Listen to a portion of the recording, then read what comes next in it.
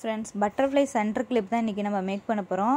அதுக்கு நான் பிளாஸ்டிக்கில் ஸ்டிக்கர் மாதிரி இருக்கிற பட்டர்ஃப்ளை தான் எடுத்திருக்கேன். பட்டர்ஃப்ளை ஷேப்பில் இருக்கிற ஸ்டிக்கர் தான் எடுத்திருக்கேன். இதில் வந்து இப்போ ஒரு சைடு கம் அப்ளை பண்ணுறேன். கம் அப்ளை பண்ணிவிட்டு ஸ்டோன் செயின் ஒட்டுறேன். இது வந்து வால்லெல்லாம் ஒட்டி இருக்கும்ல ஸ்டிக்கர் மாதிரி இருக்கிற பிளாஸ்டிக்கில் இருக்கிற பட்டர்ஃப்ளை தான்.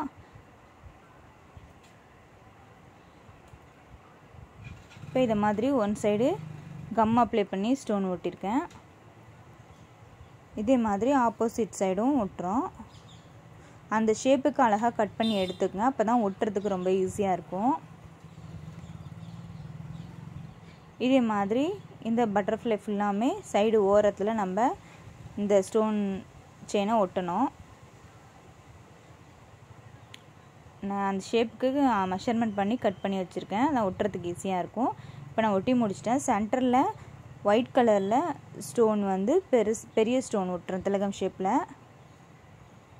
4 சைடுலேயும் பிங்க் கலரில் திலகம் ஷேப்பில் ஸ்டோன் ஒட்டுறேன். நார்மல் ஸ்டோன் தான் இது. இது கொஞ்சம் பெரிய சைஸாக இருந்தால் ஒட்டினா இன்னும் நல்லாயிருக்கும். என்கிட்ட இந்த சைஸில் தான் இருந்துச்சு. இந்த மாதிரி ஒட்டிட்டு மீதி இருக்கிற இடத்துலலாம் கம் அப்ளை பண்ணுறேன்.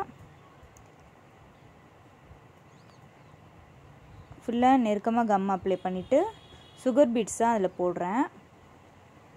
இதே மாதிரி தூவி விட்டோம்னா இந்த கம் இருக்கிற இடத்துலலாம் அது ஒட்டிக்கும். இதே மாதிரி லைட்டாக ப்ரெஸ் பண்ணி விடணும்.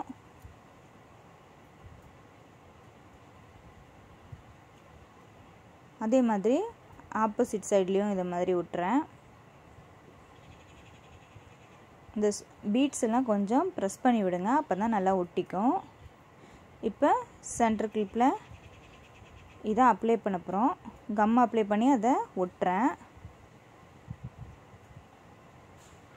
இப்போ நமக்கு சென்டர் கிளிப்பு ரெடி ஆயிடுச்சு. இந்த ஐடியா உங்களுக்கு பிடிச்சா லைக் பண்ணுங்கள், கமெண்ட் பண்ணுங்கள், மறக்காமல் சப்ஸ்கிரைப் பண்ணுங்கள்.